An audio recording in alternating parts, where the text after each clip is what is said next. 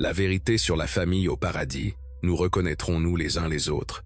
Imaginez ceci, vous vous tenez aux funérailles d'un être cher, peut-être un parent, un frère, une sœur, un conjoint, ou même un enfant. Vous entendez les gens dire des choses comme « Ils sont dans un monde meilleur maintenant » ou « Un jour nous serons tous de nouveau réunis ». Mais au fond de vous, une question persiste dans votre cœur. Est-ce vraiment vrai? Reverrons-nous vraiment nos proches au paradis? Les reconnaîtrons-nous? Se souviendront-ils de nous? Ce sont là quelques-unes des questions les plus personnelles et émotionnelles que nous puissions poser. Et soyons honnêtes, ce n'est pas juste de la curiosité. C'est personnel, ils nous manquent. Nous soupirons après eux, l'idée de ne jamais les revoir semble insupportable. Mais voici la bonne nouvelle. La Bible ne nous laisse pas dans l'ignorance à ce sujet. Dieu, dans son amour et sa sagesse, nous a donné de vraies réponses sur ce qui se passe après la mort, sur le paradis et sur les relations que nous y aurons. Maintenant, je sais qu'il y a beaucoup d'opinions différentes, des films, des livres et même des histoires personnelles d'expériences de mort imminente. Certains disent que nous devenons des anges, d'autres disent que nous ne nous souviendrons de rien de la terre. Et certains suggèrent même que nous allons simplement nous dissoudre dans une sorte d'énergie cosmique, mais aujourd'hui, nous ne sommes pas ici pour faire des spéculations. Nous sommes ici pour la vérité. Nous allons directement à la Bible, la seule source en laquelle nous pouvons avoir une totale confiance. Et ce que nous allons découvrir pourrait vous surprendre. Maintenant, avant d'entrer dans le vif du sujet, laissez-moi vous préparer. Certaines des choses que la Bible dit sur le paradis et nos relations là-bas pourraient remettre en question ce que vous avez toujours cru. Cela pourrait même sembler inconfortable au début, mais si nous croyons vraiment en Dieu, alors nous devons avoir confiance que son plan pour l'éternité est bien plus grand que tout ce que nous pourrions jamais imaginer. Êtes-vous prêt à abandonner vos suppositions et à entendre ce que Dieu dit réellement? Si c'est le cas, vous êtes au bon endroit. Dans cette vidéo, nous allons parcourir ce qui nous arrive après notre mort, si nous reconnaîtrons et nous souviendrons de nos proches au paradis. Comment seront les relations dans l'éternité? La question difficile, qu'en est-il des membres de la famille qui ne sont pas sauvés? Et comment cette vérité devrait changer notre façon de vivre aujourd'hui? Alors, si vous avez déjà perdu quelqu'un que vous aimez, ou si vous voulez simplement savoir ce que vous réserve l'avenir, restez avec moi.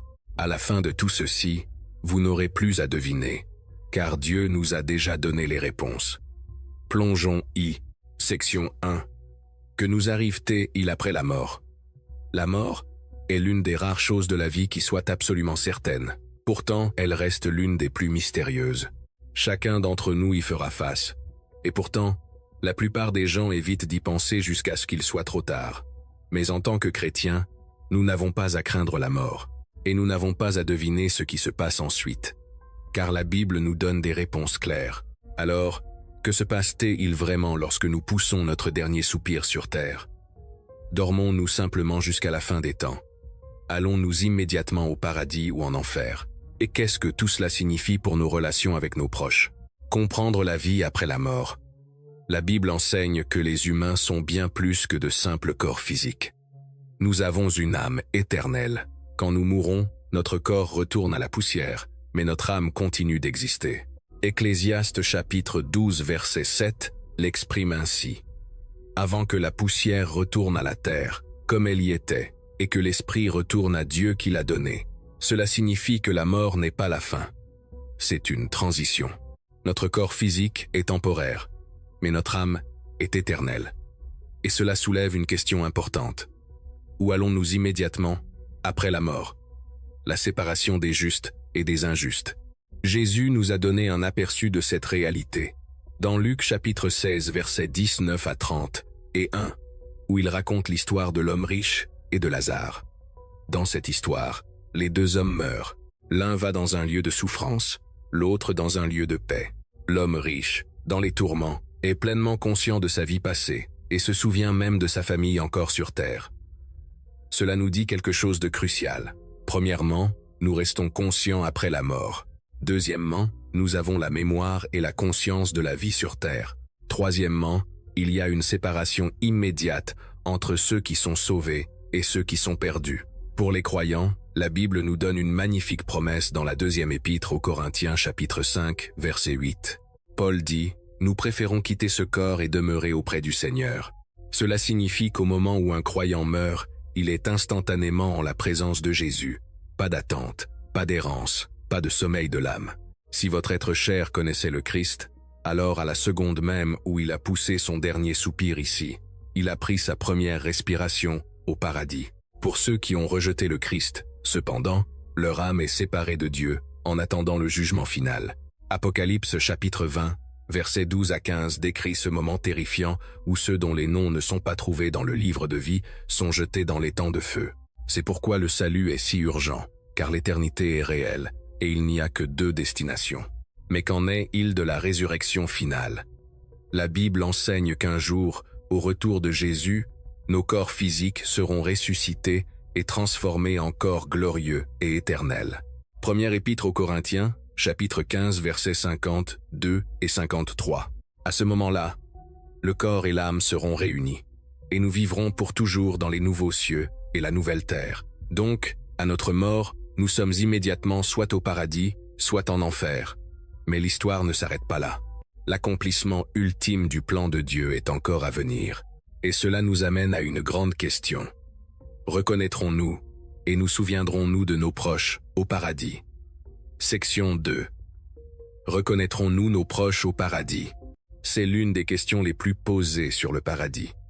Si nous y parvenons, nous souviendrons-nous encore de nos parents, frères, sœurs, enfants et conjoints? Reconnaîtrons-nous leur visage? Ressentirons-nous le même amour pour eux que sur terre? La Bible ne nous donne pas un seul verset direct qui dit « Oui, vous reconnaîtrez vos proches au paradis ». Cependant, lorsque nous examinons plusieurs passages, la réponse devient très claire. Nous les reconnaîtrons absolument. Les preuves bibliques de la reconnaissance au paradis. L'un des exemples les plus clairs vient de la transfiguration. Dans Matthieu chapitre 17 versets 1 à 4, Jésus emmène Pierre, Jacques et Jean sur une montagne, et soudain, Moïse et Élie apparaissent. Ce qui est fascinant, c'est que ces deux hommes étaient morts depuis des siècles. Pourtant ils étaient non seulement reconnaissables, mais les disciples savaient d'une manière ou d'une autre qui ils étaient sans présentation. Cela nous dit quelque chose de crucial. Notre identité continue dans l'au-delà. Moïse était toujours Moïse. Élie était toujours Élie. Ils ne sont pas devenus des esprits sans nom, ni n'ont perdu leur individualité. Un autre exemple se trouve dans Luc chapitre 16 versets 19 à 31. L'histoire de l'homme riche et de Lazare. Dans ce récit, l'homme riche, après la mort, se souvient de sa famille, reconnaît Abraham et se rappelle sa vie terrestre. Si les gens perdaient tout souvenir de leur passé et de leurs proches, cette histoire n'aurait aucun sens. Et peut-être que la plus grande preuve vient de Jésus lui-même après sa résurrection. Quand Jésus est ressuscité des morts, ses disciples l'ont reconnu. Marie a reconnu sa voix. Jean chapitre 20 verset 16. Thomas a touché sa blessure. Jean chapitre 20 verset 27. Les disciples sur le chemin d'Emmaüs l'ont finalement reconnu lorsqu'il a rompu le pain. Luc chapitre 24 versets 30 et 31. Qu'est-ce que cela nous dit? Nos corps de résurrection seront différents, mais nous serons toujours nous-mêmes.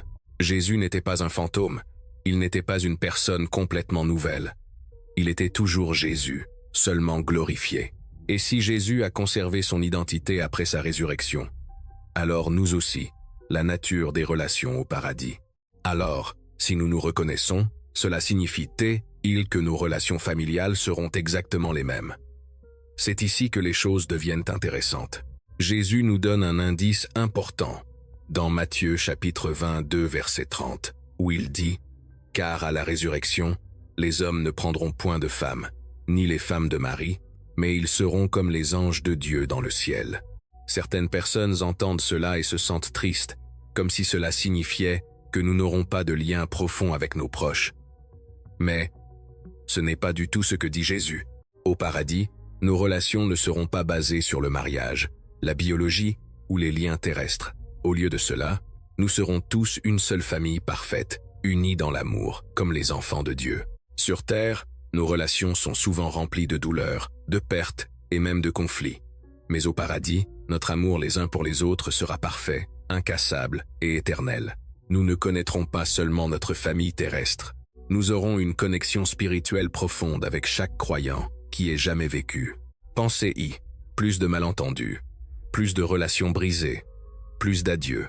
Juste un amour pur et parfait pour Dieu et pour les autres. Alors oui, nous reconnaîtrons nos proches. Oui, nous nous souviendrons d'eux. Mais notre amour pour eux sera encore plus grand qu'il ne l'a jamais été sur terre, car il sera libéré du péché, du chagrin et de la séparation.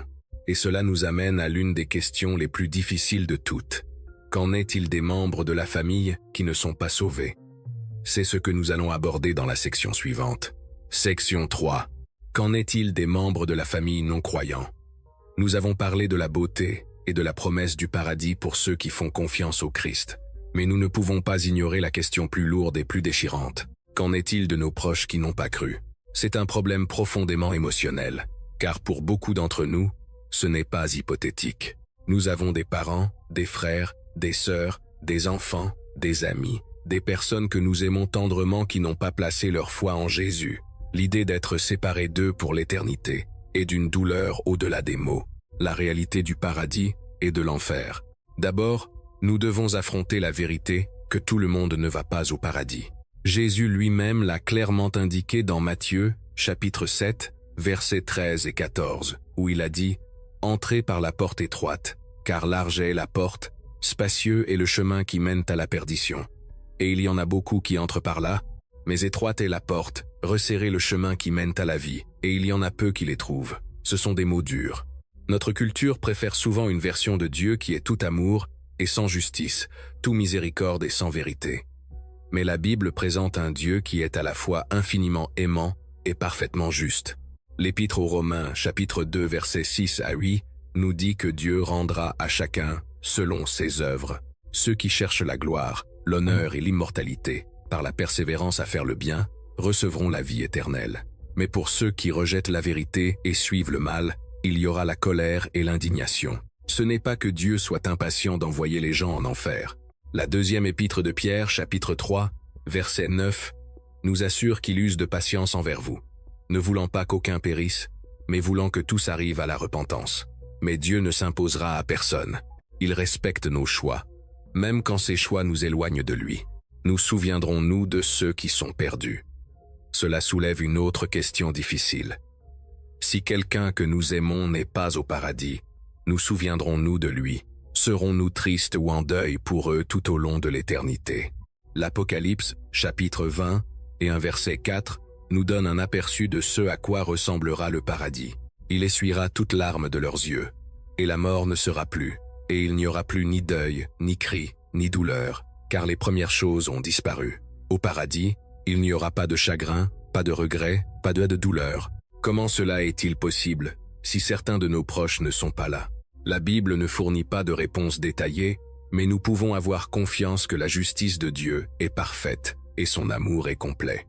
Ésaïe, chapitre 50, 5 verset 9, nous rappelle « Autant les cieux sont élevés au-dessus de la terre, autant mes voix sont élevées au-dessus de vos voix, et mes pensées au-dessus de vos pensées. » Nous ne comprendrons peut-être pas pleinement comment la justice et la miséricorde de Dieu fonctionnent ensemble, mais nous pouvons avoir confiance qu'il arrangera toutes choses. Le paradis sera un lieu de paix parfaite, de joie et de satisfaction, sans aucune ombre de regret ou de chagrin, l'urgence du salut. S'il y a une chose, la réalité de l'éternité devrait allumer un feu en nous pour partager l'évangile avec ceux que nous aimons. Nous ne pouvons sauver personne. Seul Dieu peut le faire. Mais nous pouvons partager la bonne nouvelle et prier avec ferveur pour leur salut. Les Actes des Apôtres chapitre 16 verset 30 et 1 nous donnent une promesse puissante. Crois au Seigneur Jésus et tu seras sauvé, toi et ta famille. Bien que chaque personne doive faire son propre choix, notre fidélité à partager le Christ peut avoir un impact profond sur nos familles. Alors n'attendons pas qu'il soit trop tard. Si vous avez des proches qui ne connaissent pas Jésus, priez pour eux. Partagez l'évangile avec eux.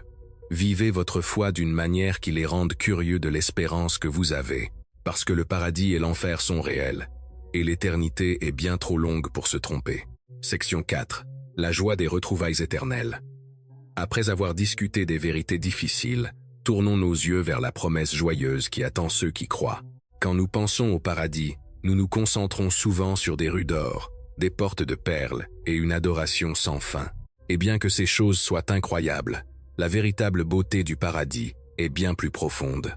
Le paradis est l'endroit où chaque larme est essuyée, chaque chagrin est oublié, et chaque relation est restaurée parfaitement et éternellement. Comment seront les relations au paradis? Imaginez ceci. Plus de malentendus, plus de disputes, plus de sentiments blessés ou de rancune.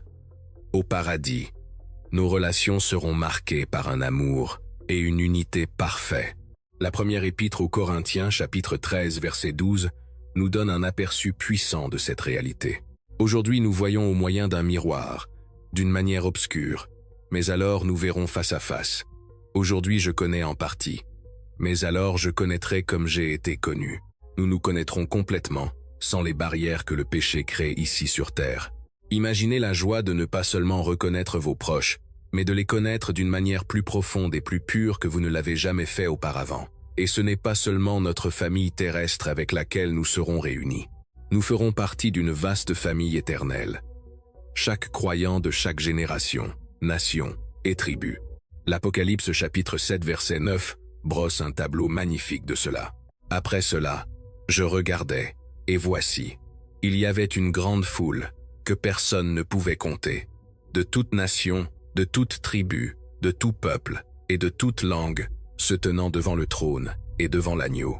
Nous adorerons ensemble, servirons ensemble et nous réjouirons ensemble pour toujours.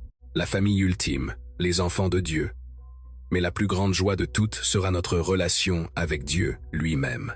L'Épître aux Romains, chapitre 8, versets 15 à 10, 7 nous dit que nous sommes adoptés dans la famille de Dieu, cohéritiers avec Christ. Cela signifie que chaque croyant que vous rencontrerez au paradis n'est pas seulement un ami ou un compagnon d'adoration. Ils sont votre frère ou votre sœur, au sens le plus vrai, et notre Père, le Roi des rois et le Seigneur des seigneurs. L'Épître aux Philippiens chapitre 3 versets 20 et 20, et un nous rappelle que notre citoyenneté est dans les cieux, d'où nous attendons aussi comme Sauveur le Seigneur Jésus-Christ, qui transformera le corps de notre humiliation en le rendant semblable au corps de sa gloire. Nos corps fragiles et mortels seront transformés en corps éternels et glorieux, adaptés à la vie incroyable que Dieu a préparée pour nous. Au paradis, nous ne serons pas seulement réunis avec nos proches, nous serons unis avec Dieu, et c'est la plus grande promesse de toutes. Section 5. Vivre aujourd'hui en gardant le paradis à l'esprit. Nous avons exploré la vérité sur ce qui se passe après la mort, si nous reconnaîtrons nos proches, et à quoi ressembleront les relations au paradis. Mais vient maintenant la question la plus importante. Qu'est-ce que cela signifie pour nous en ce moment? Le paradis n'est pas seulement une chose à laquelle penser quand nous mourrons. Il devrait transformer notre façon de vivre aujourd'hui. Si nous croyons vraiment en la réalité de l'éternité, cela devrait façonner nos choix, nos priorités et la façon dont nous aimons les gens, en particulier nos familles. Comment cette vérité devrait nous changer? La première épître aux Thessaloniciens, chapitre 4, versets 13 à 18, nous donne un puissant encouragement. Nous ne voulons pas, frères et sœurs, que vous soyez dans l'ignorance au sujet de ceux qui dorment dans la mort, afin que vous ne vous affligiez pas comme les autres qui n'ont point d'espérance. Pour les croyants, la mort n'est pas la fin. C'est le début de quelque chose de bien plus grand. Cela signifie que nous pouvons vivre avec espoir, et non dans la peur. Lorsque nous perdons quelqu'un en Christ, nous sommes en deuil, mais nous le sommes avec l'assurance que ce n'est que temporaire. Lorsque nous faisons face à notre propre mortalité, nous n'avons pas à avoir peur. Nous pouvons avoir hâte d'être avec Jésus. Quand la vie devient difficile, nous pouvons endurer, car nous savons que chaque douleur et chaque lutte ne durent qu'un instant comparé à la gloire à venir. Deuxième épître aux Corinthiens, chapitre 4, verset 17. Mais vivre avec le paradis à l'esprit signifie aussi autre chose. Nous devrions faire en sorte que chaque jour compte. Si un jour nous serons réunis avec notre famille croyante, pourquoi ne pas commencer à renforcer ces relations dès maintenant? Si l'éternité est réelle, alors ce que nous faisons de notre temps ici a de l'importance. La façon dont nous aimons compte. La façon dont nous pardonnons compte. Y a-t-il des personnes dans votre vie, peut-être même dans votre famille, avec qui vous avez besoin de vous réconcilier? N'attendez pas. Le paradis est éternel, mais notre temps sur terre est court. Se préparer pour l'éternité.